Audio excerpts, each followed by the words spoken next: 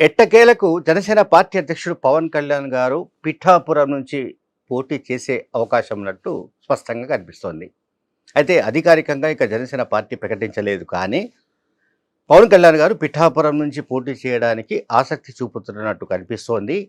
అక్కడ దాని సమీపంలోనే పిఠాపురం సమీపంలోనే 4 ఎకరాల్లో ఆల్రెడీ ఉన్న ఒక హెలిప్యాడ్‌ను వాళ్ళు లీజుకు కూడా తీసుకున్నారు జనసేన పార్టీ. అంటే జనసేన పార్టీ తరపున పవన్ కళ్యాణ్ గారు పోటీ చేస్తే ఎప్పటికప్పుడు ఆయన కాన్స్టిట్యూన్సీతో పాటు మిగతా ఆహ్, రాష్ట్రంలోని మిగతా ప్రాంతాల్లో కూడా పర్యటించడానికి వీలుగా హెలికాప్టర్‌ను కూడా తీసుకోవడానికి గాను ఆయన హెలిప్యాడ్‌ను లీజుకు తీసుకున్నట్టు కనిపిస్తోంది.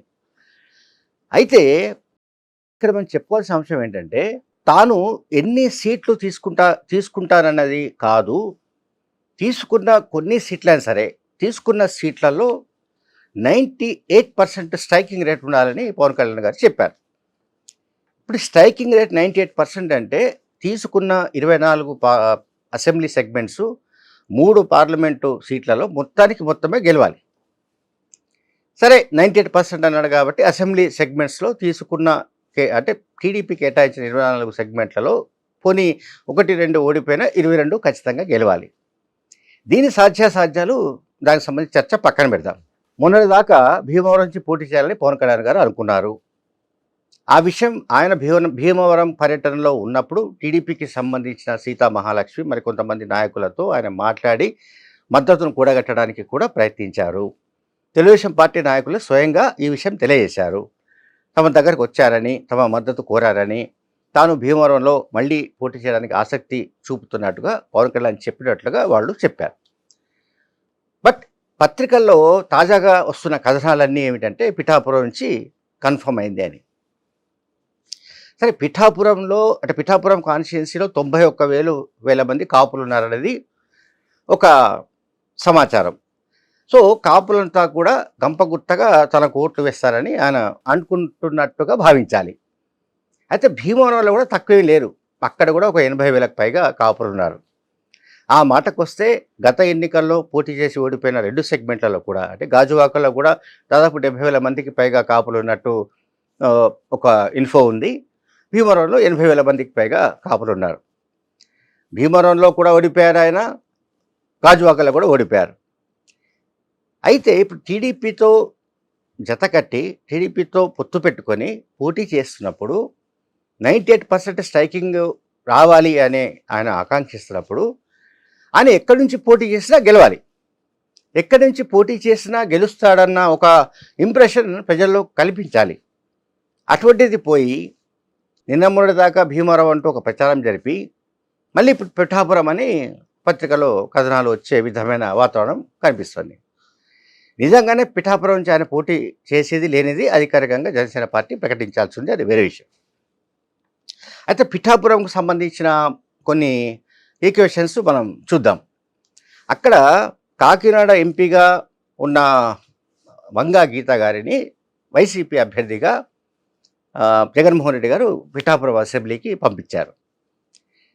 నిజానికి నిన్న మొన్నటిదాకా కూడా తెలుగుదేశం పార్టీ మాజీ ఎమ్మెల్యే విఎస్ఎన్ వర్మ వంగా గీతకు మధ్య ముఖాముఖి పోరాటం ఉంటుందని అనుకుంటూ వచ్చారు. ఇప్పుడు పవన్ కళ్యాణ్ గారు నిజంగానే అక్కడ రంగప్రవేశం చేస్తే పరిస్థితి ఏంటి అనేది ఒక చర్చ. తెలుగుదేశం పార్టీ మాజీ ఎమ్మెల్యే విఎస్ఎన్ వర్మ మాత్రం ఎట్టి పరిస్థితుల్లో ఈ నియోజకవర్గాన్ని నేను వదిలిపెట్టదలుచుకోలేదు ఆయన చెప్తున్నాడు. సో పవన్ కళ్యాణ్ గారు వచ్చినప్పటికీ టీడీపీ కనుక ఒకవేళ ఆయనను నచ్చజెప్పలేకపోతే, విఎస్ఎన్ వర్మ ఒప్పుకోకపోతే, విఎస్ఎన్ వర్మ మెత్తబడకపోతే ఆయన రెబల్గా పోటీ చేసే అవకాశాలు అయితే కనిపిస్తున్నాయి. ఎందుకంటే విఎస్ఎన్ వర్మకంటూ ఒక ఇమేజ్ ఫ్యాక్టర్ ఉంది అక్కడ. ఆయనకంటూ ఒక బలగం ఉంది. గతంలో పలు సందర్భాల్లో కూడా రుజువైంది. ఎందుకంటే పిఠాపురం కాన్స్టిట్యున్సీ కొంచెం డిఫరెంట్ కాన్స్టిట్యున్సీ, కాపు సామాజిక వర్గం చాలా బలంగా ఉన్న కాన్స్టిట్యున్సీ. అయితే 2009లో ఇదే పిఠాపురం నుంచి వంగా గీత గారు తన సమీప ప్రత్యర్థి అయిన విఎస్ఎన్ వర్మ పైన, టీడీపీ అభ్యర్థి పైన ప్రజారాజ్యం పార్టీ అభ్యర్థిగా వంగా గీత గారు దాదాపు 1,036 ఓట్ల తేడాతో గెలుపొందారు.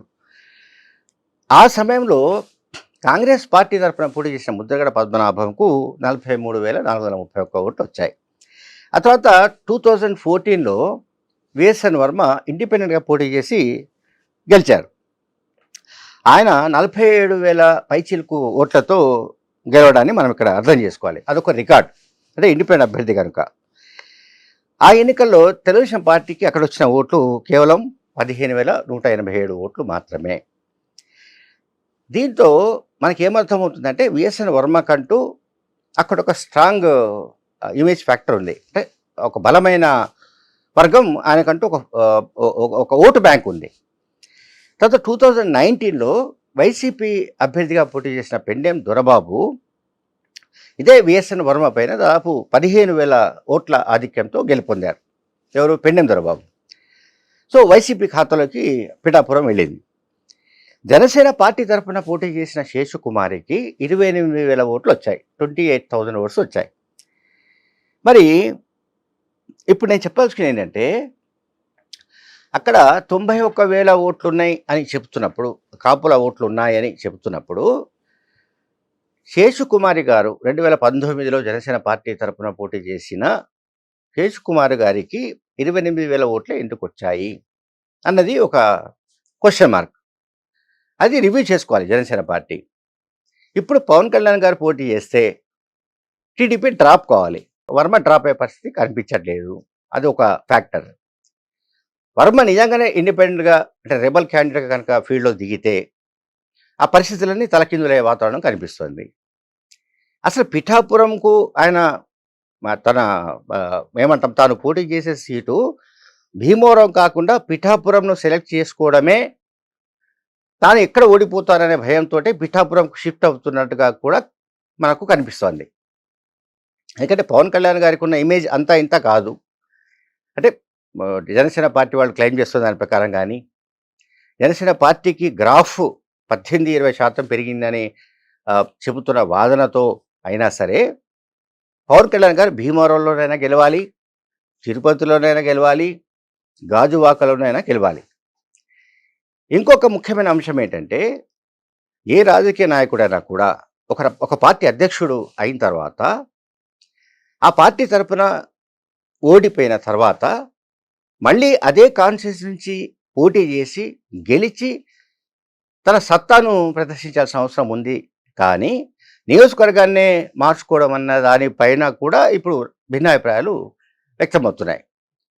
అంటే భీమవరంలో డౌట్ ఉన్నప్పుడు, భీమవరం సేఫ్ కాదేమోనని అనుమానం కలిగినప్పుడు ఆయన పిఠాపురంను ఎంపిక చేసుకుంటున్నట్టు కనిపిస్తోంది. అయితే భీమవరంలో ఓడిపోయే పరిస్థితి ఉన్నప్పుడు పిఠాపురంలో ఎట్లా గెలుస్తాడనే ప్రశ్న వైసీపీ నుంచి వస్తుంది. ఇది సహజమైన కామెంటే. అధికార పార్టీ జనసేన పార్టీని టార్గెట్ చేసే విషయం మనకు తెలుసు. పవన్ కళ్యాణ్ గారు ఎక్కడ పోటీ చేసినా సరే ఆయనను ఓడించడానికి అన్ని విధాల దిగ్బంధం చేస్తారన్న విషయం కూడా జనసేన పార్టీకి తెలుసు, పవన్ కళ్యాణ్ గారికి కూడా తెలుసు. కానీ ఇక్కడ ఏదో 90,000 పైన కాపుల ఓట్లు ఉన్నాయి కనుక పిఠాపురం నుంచి పోటీ చేస్తే గెలుపు సులభమని ఆయన అనుకోవడం, ఇవన్నీ కూడా ప్రాక్టికల్గా ఇవి మెటీరియలైజ్ ఎట్లా అవుతుందనే దానిపైన ఇప్పుడు పెద్ద ఎత్తున చర్చ జరుగుతోంది. Thank you very much.